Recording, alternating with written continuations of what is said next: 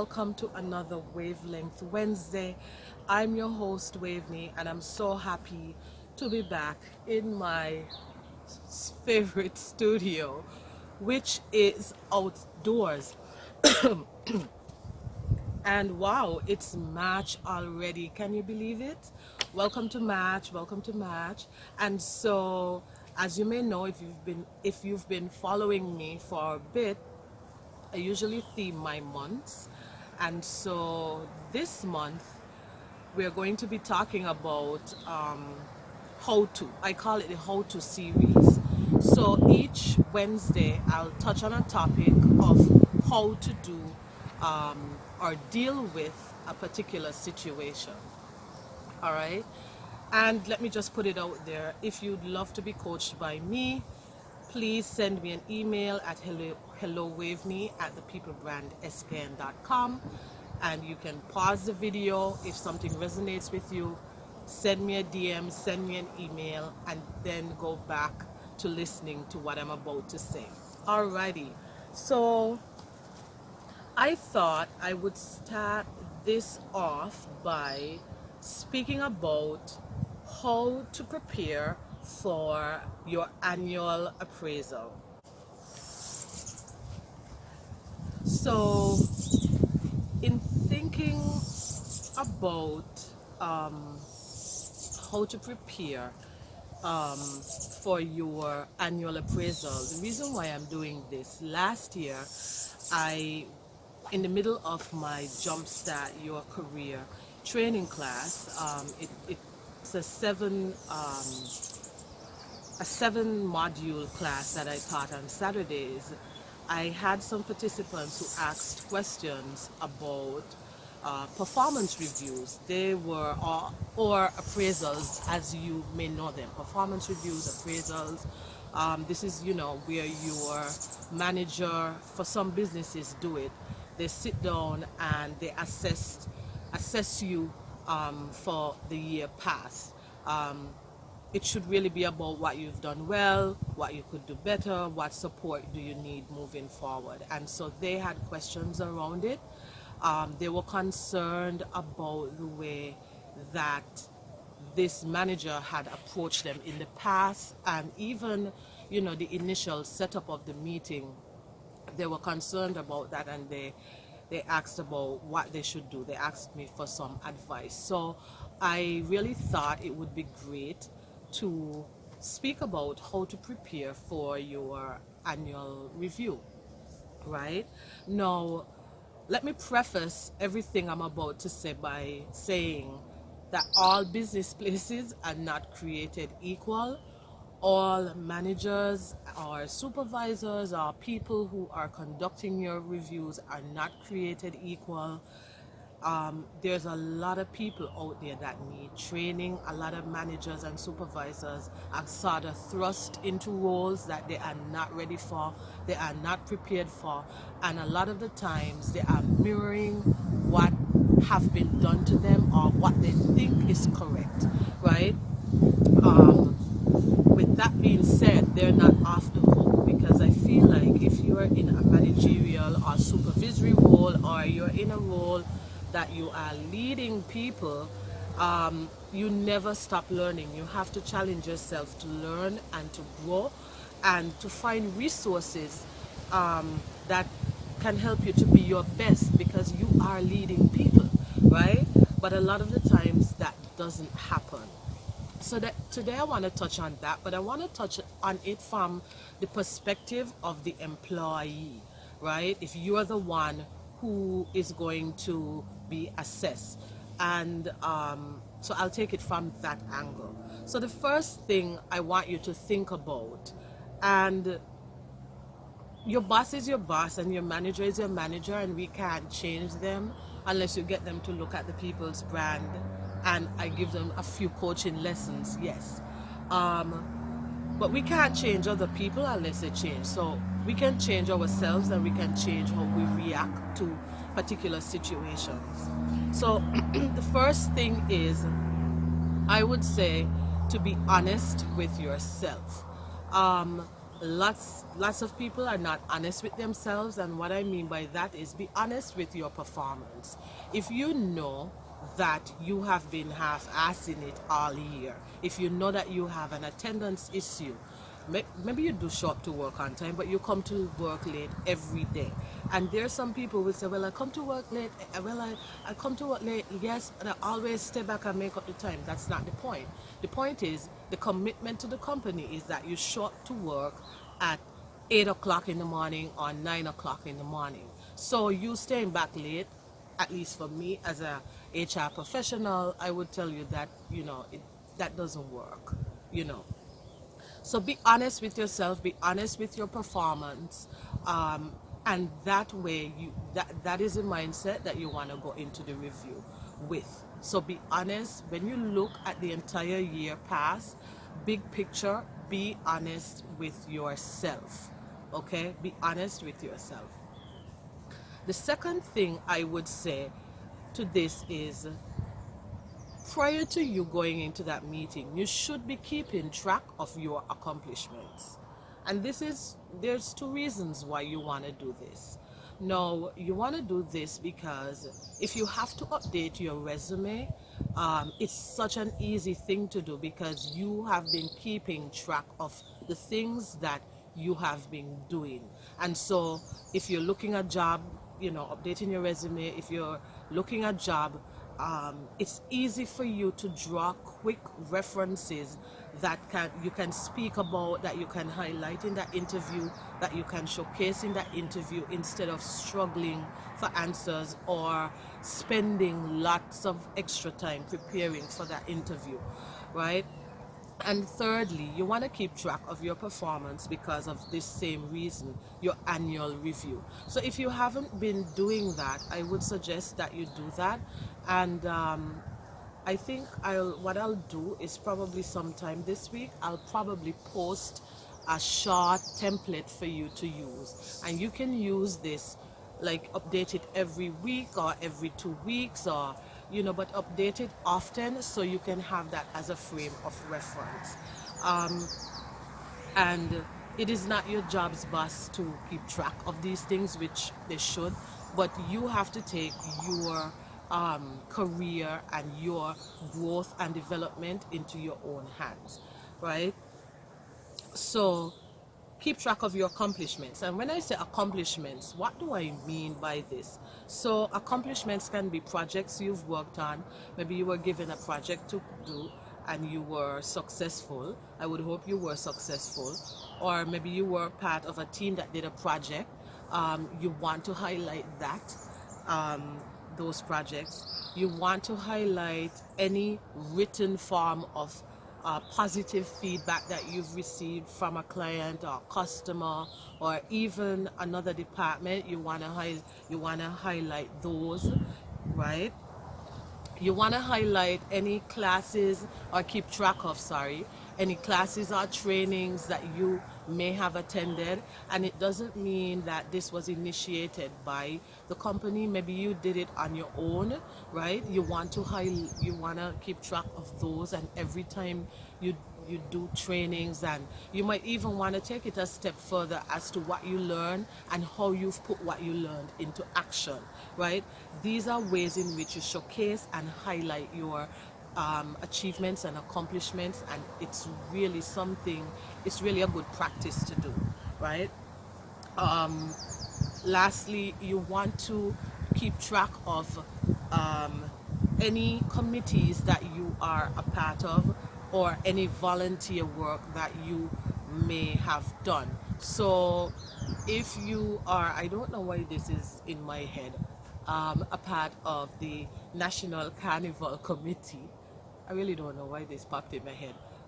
Highlight that. Yes, it may not directly correlate to your work, but being a part of committee, that means you have things to do, you have tasks to accomplish, you have to work as part of a team.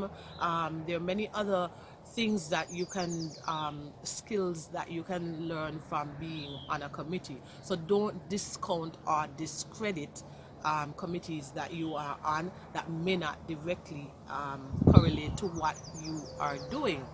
just be able to pull from those committees examples of how you've learned and how you can translate those soft skills into what you're currently doing, right? So keep track or keep a log of your accomplishments. And so and this is prior to the discussion. So if you have not been keeping a track of your accomplishments, then you can start right after you finish this video, right? If your appraisal or your review has already gone, then okay, it's gone, what's done is done, but start keeping track. But to prepare, I would start jotting down things that I've done. Now, during the review process, the next point I have is to ask for examples. So during the discussion, ask for examples. The reason why I put this in there, because a lot of people, a lot of leaders, I know they don't necessarily may not know how to do appraisals correctly. I've heard it so many times from employees, like people coming to me. So like, for example, their manager might say something like, well, you have an attitude, or you have poor communication skills.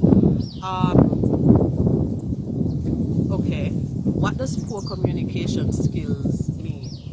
You know, a better way of putting over that maybe, during meetings you seem to flounder a lot, you don't seem prepared, you're always late, not always, we don't want to use, I can't remember the word, like always and never. We want to stay away from those words. But they might give you behavioral examples of how you communicated during meetings, for example. So they might say, you really need to work on your communication skills, for example. But if they say something to you like, you have poor communication skills, or you need to work on it, question why, give me an example. And that is what managers should be doing. That person who is doing your performance review should be doing. They should be telling you, if they're giving you feedback on what you could do better, they need to be able to back that up with an example. And like I said before, I was saying it, but always and never should, because nobody always does something or never does something. And these are just key things that people should be aware of. So I don't want you to go into the appraisal saying, well, Waveney of the People brand said that you should, that probably isn't going to go down very well. But ask for examples. If they bring a statement and you're not clear, ask for examples. Just say, I'd like to have an example of that because I'm not clear on it, right? Just don't really be disrespectful and be like, okay, I don't know what you're talking about. Don't do that, right? So during the discussion, ask for examples. The next point I have is use that opportunity with your manager to ask for more training or to ask for their support. Now, I would want to believe that you are having conversations with your leader very frequently, and so this is something that you would be doing. But if in the event that this is not happening, use that opportunity to ask for more support. Maybe you need help with them in a particular area, you need their help, as well as maybe there is a task or something that you do in your daily work that you're not sure of, that you're not comfortable with, that you're not confident with, and you need more training on that. Maybe it is that you want to grow, and so Mary is doing this particular task, but you want to know how to do that as well. Use that opportunity. All right, so use the opportunity to ask for more training and support. And I would tell you that appraisals, reviews, they are a two-way discussion. A lot of people get this thing twisted. Um, this is a dialogue. This is a conversation. You know, management and leadership is not about you know, do as I say, like downward, just one way type of communication. It is a conversation. It's a conversation. So feel free to ask questions and feel free to make it into a dialogue, right? Number 5, you want to clarify whatever you commit to in that session. So, for example, your manager or supervisor may have given you some stuff to work on. Um, Clarify the expectation, and the way you clarify expectation is by saying, okay, you're saying that you'd like me to communicate more. Um, what's that word? Efficiently, for example, during meetings. So I'm understanding that you want me to do this, and this, right? That is clarifying. It's not just listening to the manager and just sitting there and thinking that this is what they mean. Ask more questions to clarify, right? And then you want to commit to any timelines or deadlines. Maybe they've said they'd like something done, go a step further, right? And ask, okay, is this a good time for it to be done by, or is that just clarify, sorry, just clarify deadlines that are given, tasks that are given to you, so everybody's on the same page. And you might be saying to me, well, that person is the manager, that person is the supervisor, they should be the one giving me those timelines and deadlines. That may be so, that may be so. But sometimes during a discussion, as a leader, you mention something and then you kind of forget to circle back to it, right? It may be a really healthy and good discussion, and so they didn't put a timeline to it, or it's maybe going back to my point again, that person does not know how to conduct a good appraisal. So you are the one in charge of your development, right? You are your manager or your supervisor. I don't know if you've ever heard this, but they do not hold the keys to whether you progressed or not. They don't. Maybe they can say things to keep you, I don't want to say keep you down, but maybe they do have some influence in that particular organization, or maybe they do have the ear of whomever is in charge of the business, and so for a while you may be in a particular position when you want to excel, but that they still don't have the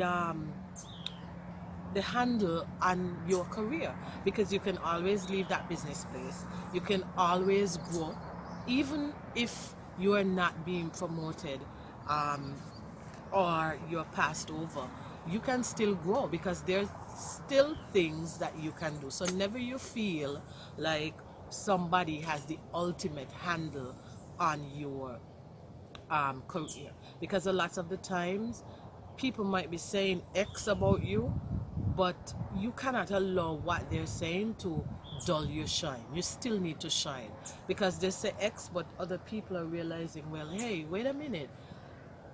She said that she, isn't performing, she isn't doing this, he isn't doing that, but yet here is this person being opposite. So that happens quite a lot. Don't ever let anybody dull your shine. Don't get so discouraged that you are not performing, right? I just wanted to put that in there. So, takeaways. Really, when it comes to your appraisal and your the review process, is there should be no surprise. Whatever is said in that meeting, you should have heard it sometime in the past, right? So if it is that you are, maybe your attention to detail needs help, meaning you submit work, but there's almost always, count myself again, almost always errors on your work, right? You go into that meeting, if your manager brings it up, it should not be, you shouldn't be like, oh, I am so surprised. That should not happen. The only surprises that you should get in those meetings are great surprises. And what do I mean by that? Sometimes we underestimate ourselves, and we may be excelling and we may be shining in a particular area, or we may have done something that is way out of our comfort zone, and we are judging ourselves harshly. But then our manager says, hey, when you presented the other day, you did a fabulous job. I am so proud of you. You know, great job. Keep it up. I know you were scared, but you did something really well. And you're like, really? I did, that those are the only types of surprises you should get. If you walk into your appraisal and your manager is telling you something that you have genuinely not heard and don't know about, then that person is not doing their job. It is not a reflection on you, but that person is not doing their job. I'm telling you, hands down, because there should be no surprises. So what do you do when you get into a situation like that? You can express the fact that you are surprised, and you can go a step further and ask your manager that if situations like these happen again, that they would please call you and let you know, call your side and let you know, so that you can work on it. It's okay to have that conversation. You're not in school, you're not 2 years old, this is not your parent where this is a top-down approach. This is a conversation, right? And if your leader or manager isn't, what do you call it, trained to do appraisals, it doesn't mean that you can't help guide the conversation, right? There's no excuse. Don't tell me, well, this is what they do. Again, we can't control what other people do. We can't control our leaders. We can't control who our bosses, but we can control how we deal with these situations. And so there should be no surprises. The examples given shouldn't be vague and subjective and ridden with emotion. So going back to the example about communication, you have poor communication skills, you have a bad attitude, and it shouldn't be riddled with, well, everybody thinks you're this way or this person thinks you're that. It shouldn't be any of those things. It should be factual, and they should have examples to back it up. And if it is that you are being, your manager is communicating in that way, you can ask them for examples. You're going to feel badly. I'm telling you, you're human, you're going to feel badly, because you're going to be like, everybody's saying this. And most of the time, it is not so, right? And that is a leader who needs help. That is a manager who needs help in conducting reviews. So it's not really about you, but what you want to do is to ask questions. So can you give me an example of that? I'm not understanding, da da da da da. And this is why, again, going back to my point number 2, you want to keep track of all your accomplishments and the things that you did well. So when those scenarios come up, you can ask for examples and you can share what you've done as well. I don't want you to do it in a combative way, in a defensive way, in a way that is, seems argumentative. But you need to if that person isn't trained well, and they're bringing up these always and nevers and these vague things, then you need to be able to ask questions and highlight your accomplishment, right? And it's okay to self-evaluate is my last point. So what do I mean by this? Some business places, some organizations actually have a form that they use. It is okay to ask your boss to give you a copy of the form, and you can self-evaluate, and you could say, you know what, I would really like to prepare for this meeting. Would you mind if I had a copy and self-evaluate so that we may discuss? It is okay saying that. Some people will say yes. Some bosses might say no, it's just for me. Those are the bosses, those are the leaders that need help. Direct them to the people grant in a smart way. But try, at least try. Or if you can just get a copy of the form from HR without really mashing any toes, then do that and self-evaluate. All right, so I really hope that these tips help you. Let me just review them quickly. Be honest with yourself about your overall performance. Keep track of your accomplishments.